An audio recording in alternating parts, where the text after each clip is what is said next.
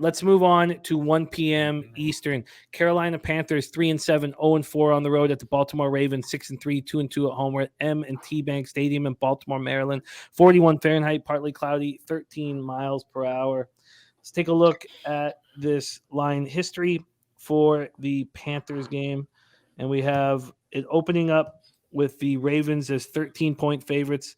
They still are. That moved to minus 107 at one point. It did move at other books because when was this? It opened on Sunday night at 7:24 at Pinnacle at plus 102, and then it went to plus 110, which is clearly a 12.5. Went to plus 116, which is a 12. It's come back to 13. There's been very little movement at this point. From a total perspective, it opened up 44 as a pick'em. There's been quite a big movement to the under, so I imagine it's 43.5 everywhere because it's minus 118 to the under 44 at Penny. We'll take a look at the line or the cash and where it is in this one. 2,496 tickets in. It's 50-50 right now with the tickets, but 74% of the cash is on Carolina. Very small sample size at 2,496 tickets. 79% of tickets, 75% cash on the under. Sky Dragon says this game screams 27-17 to him. Mac Beaver says Ravens biggest threat to KC in the AFC. Panthers come in off extra rest and prep after winning 25-15 at home over the Falcons on Thursday night. We saw them beat the Buccaneers at home. Well, I think it was 16-3 or 19-3, one of those, and then go on the road and get destroyed by the Bengals down 35-0 at the half. Come home in the rain, beat the Falcons, control the game, and now they're going back out on the road against a tough team coming in off their bye week. But the Panthers do have extra rest and prep. They're now 2-3 under Wilkes. A PJ Walker, 10 of 16, 108 yards. Didn't look great, but the running game was excellent, and he got hurt. So Baker Mayfield will get the start at quarterback. Panthers ran for a season high 232 yards. Deonta Foreman, 31 carries for 130 yards and a touchdown. Foreman's 31 carries were the most by a Carolina running back since Nick Goings' 36 in 2004. And shout out to our Mr. Gokster. So he's had back-to-back Thursdays on Betting with the Bag where he's gone 3-0 and swept the board, and he did it again. He had two looks on Foreman for yards over and the touchdown, and then he had Mariota over rush yards. Terrace Marshall, lone catch, 43-yarder. That led them in receiving. DJ Moore caught 4 for 29 yards. The defense was excellent after a disastrous performance the week prior at Cincinnati. They held the fourth-ranked offense coming in rushing 169 yards per game to 138 yards. Stacked the box. Dared Mariota beat them. He was incapable of it. 5 sacks, 9 quarterback hits. J.C. Horn had an interception, but they did lose Dante Jackson, their cornerback. He tore his Achilles tendon in the fourth quarter, done for the year. Ravens come in rested off their bye week last season, a 27-13 loss at New Orleans. The defense shut down the Saints, holding them to 243 total yards, 48 yards rushing, 4 sacks, 7 quarterback hits, held the Saints at 3 for 11 on third down. Lamar Jackson just 12 of 22 with 133 yards, 1 touchdown, no picks. He did run 11 times for 82 yards. He's gone 3 games without a turnover. And they were dealing with a ton of injuries. So Kenyon Drake ran 24 times for 93 yards, 2 touchdowns. As a team, they ran 40 times for 188 yards. But 10 different receivers caught passes. So he was spreading the ball around. Isaiah Likely led the way with 2 catches for 24 yards and a touchdown. Deshaun Jackson injured his hamstring. He caught 1 pass for 16 yards. He's going to be back this week. He's expected to be good to go.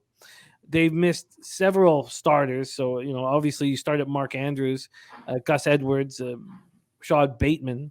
Without, this offense isn't scary with Rashad Bateman. They have 3 passes all year of 35 yards or more, and they all came in the first 3 weeks. So the pass rush has been big, 19 sacks in the last 5 games, and Justin Houston's been a monster. He has 6.5 sacks in the past 3 games. This is for 33 years of age, second in the league. So Bateman, we know, is on IR. Dobbins' knee is on IR. So Harbaugh expects Edwards to be back. Dobbins back in a few weeks. We don't know about Andrews because his knee and shoulder, so we'll see in practice. And all of a sudden, this outside linebacker rotation is as strong as it's been all year.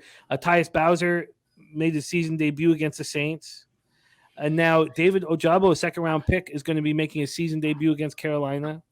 And Marcus Williams is still on track to return at some point. They're starting safety at some point in December. This defense is getting stronger as the season goes on. They've allowed 24 or fewer points in each of the last 5 games. But 13-point favorites against the Panthers. Take it away for us, Andy.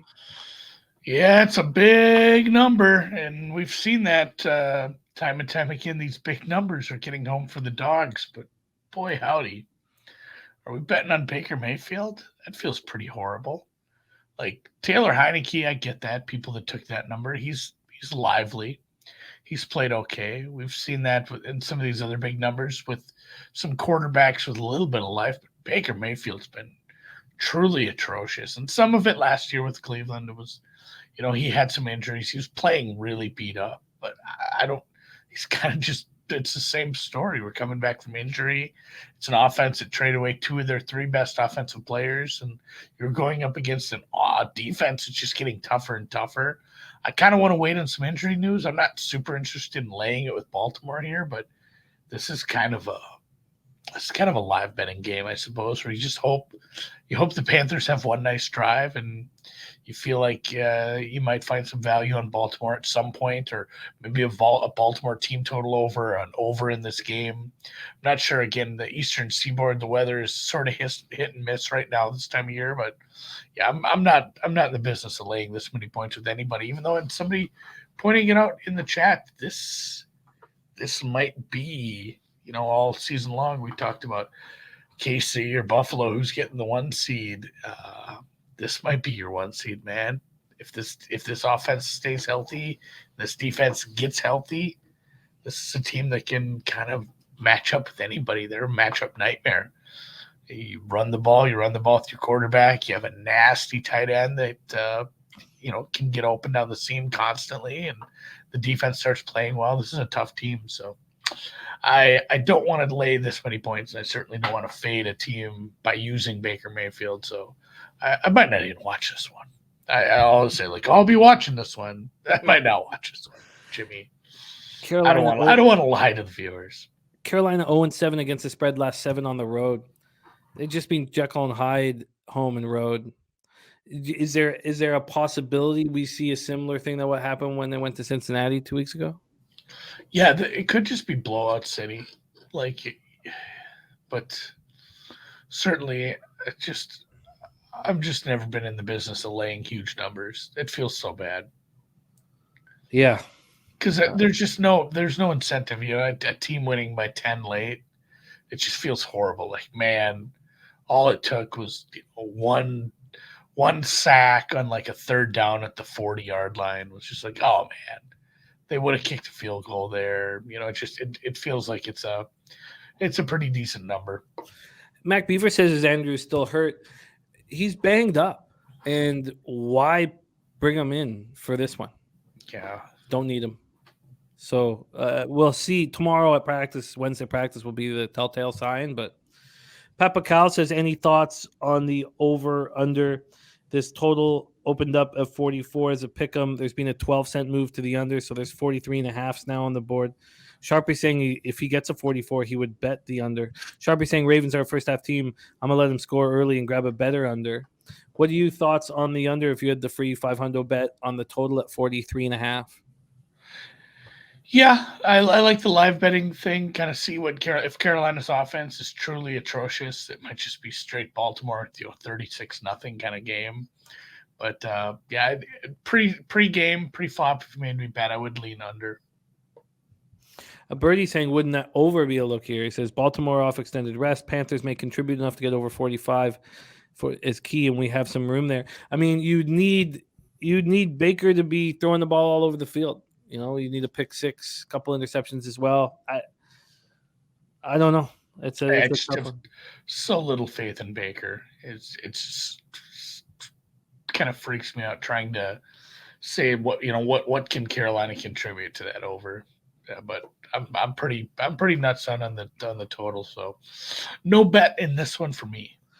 James S in the house. Great to see you. Well, I'm pretty say probably going to have to, isn't he? I mean, it's his job on the line here. He wants to be a starting quarterback, and he's getting another opportunity here. So I think he'll, I do not want a minus 13-point favorite. The big difference in that Bengals game is in a bunch of you Spenny Penny Bombs, a bunch of you guys were on the Bengals. That was a 7-point spread. Yeah. just 7 here. There's Officer 50 Yashala, my guy Robert Cherry in the house. What up, Robert? Let's move on to the next spot on our board.